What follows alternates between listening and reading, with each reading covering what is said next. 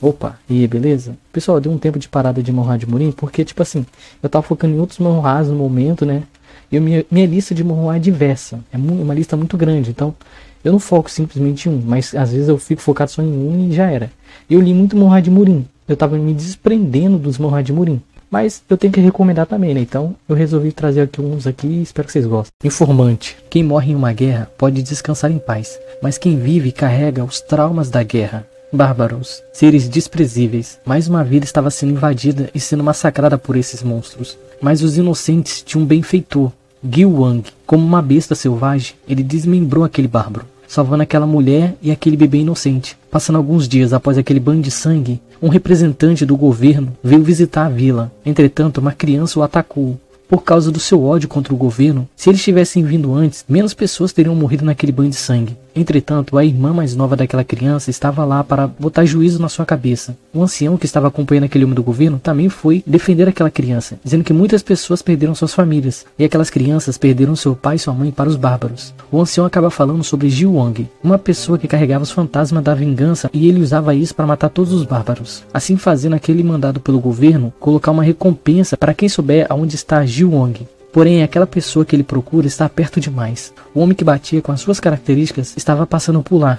Um dos soldados que viram esse homem em batalha chama para se juntar ao exército e matar o máximo possível de bárbaros que ele puder. Depois de muita conversa, Gil Wang foi. Chegando lá, ele teve uma breve discussão com aquele que foi mandado pelo governo, mostrando a sua indignação. Por que eles não vieram antes? Porque agora eles estão querendo ouvir a voz dos inocentes, fazendo aquele homem que foi mandado pelo rei falar que na verdade o rei não o mandou. Ele era o rei o tempo todo, e dessa vez ele iria acabar com esses malditos bárbaros. A mulher que foi salva por Gil Wang, quando descobriu que ele estava lá, ela foi agradecê-lo, mas algo chocou a todos. Aquele não era Gil Wang, e sim um dos bárbaros que atacou a vila, assim iniciando um banho de sangue. Lembra daquela criança que socou o homem do governo? Na verdade, ele era o Gil Wang.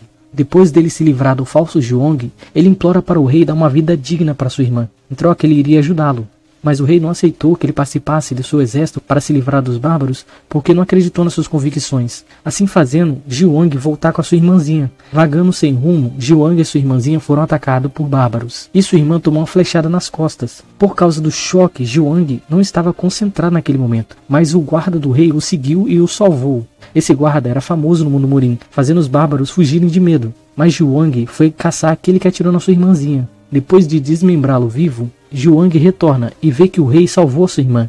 Mas na verdade o rei atacou sua irmã. Por quê? Na verdade, quando a vila de Gil Wang foi atacada, não foi só os seus pais que morreram pelos bárbaros, e sim a sua irmãzinha também. Aquela pessoa que ele pensava que estava ali o tempo todo era uma visão da sua cabeça. Gil Wang foi o único da sua vila toda que sobreviveu. Sentido absoluto da espada.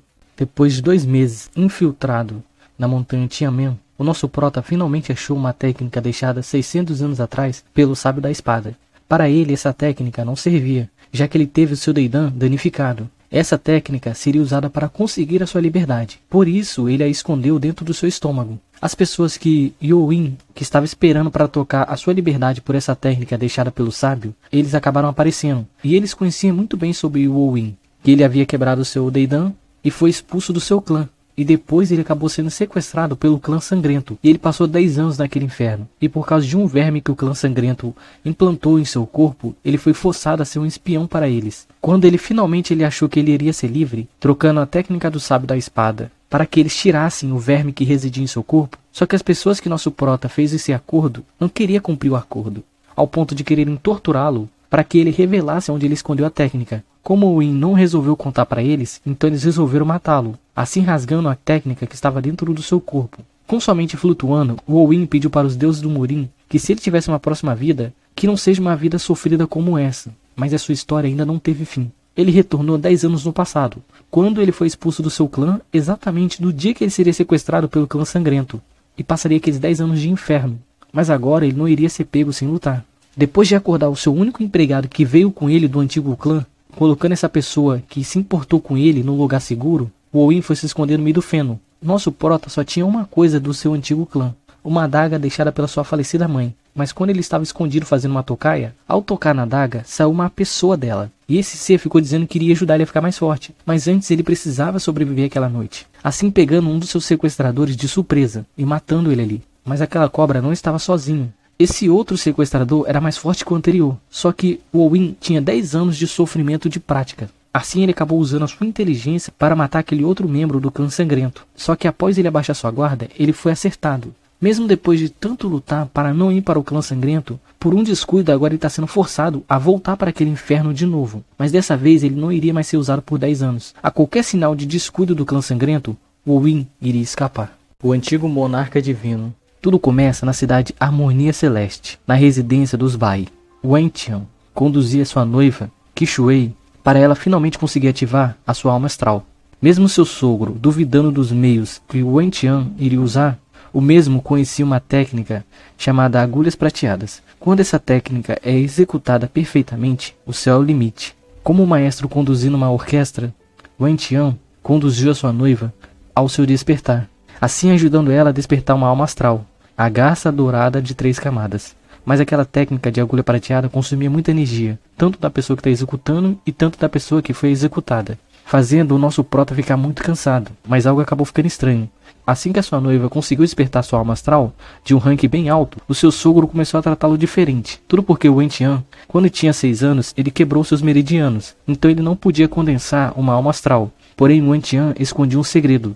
Depois de 10 longos anos de dor e humilhação, exatamente nesse tempo ele conseguiu remodelar os seus meridianos, ninguém sabia disso. Então ele poderia sim condensar uma alma astral. Já no dia seguinte, o Wen Tian foi ver como sua noiva estava, mas os guardas impediram ele de passar. Sem entender nada do que estava acontecendo ali, a sua cunhada correu para falar com ele que seu sogro queria matá-lo. Realmente, seu sogro tentou matá-lo.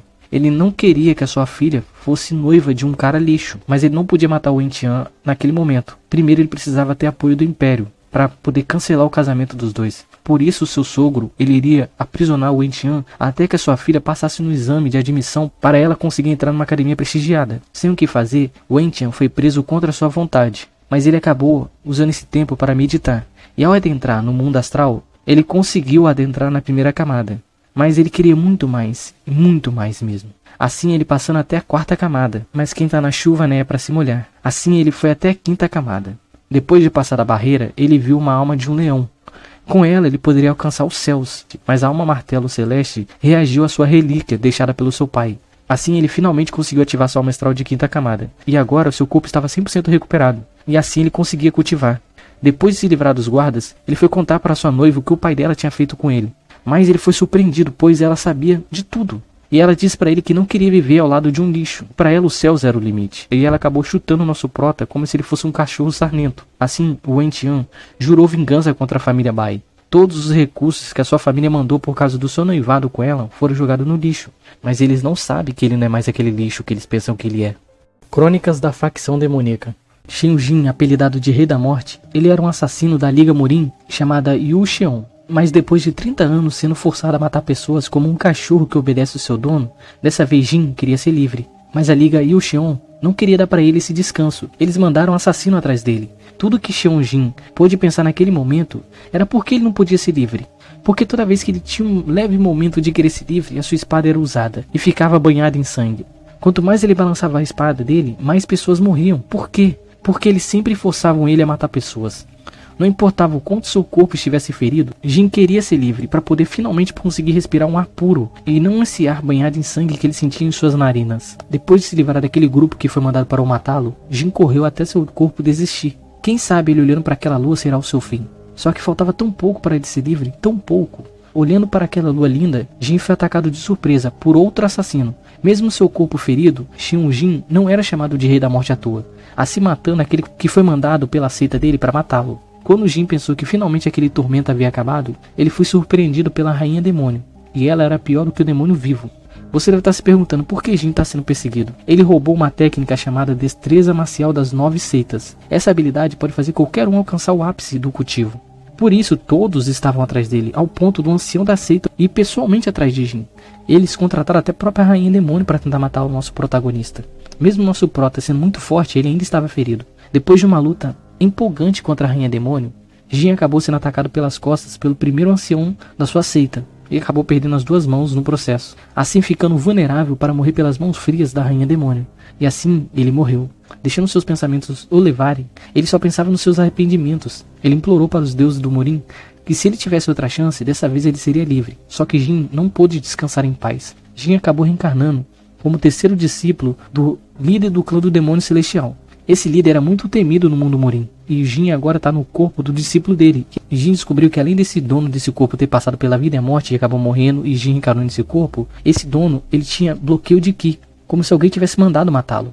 Até o menor esforço para Jin, que era um dos caras mais fortes do mundo Murin, pode matá-lo. Mas o nosso prota não pretende perder essa segunda chance. Primeiro ele vai fazer de tudo para esse corpo frágil se recuperar, para depois ele arrumar um plano para sair do clã do demônio celestial, para por fim ele ser livre. Mas a vida que Jin está procurando está cheio de surpresas. Sistema devorador final. Como todo viciado em jogos, 3 horas da madrugada, Ye Xuan estava focado em pegar level 100 no jogo que ele jogava, já que existia um prêmio de $1 milhão para a primeira pessoa do servidor a pegar level 100.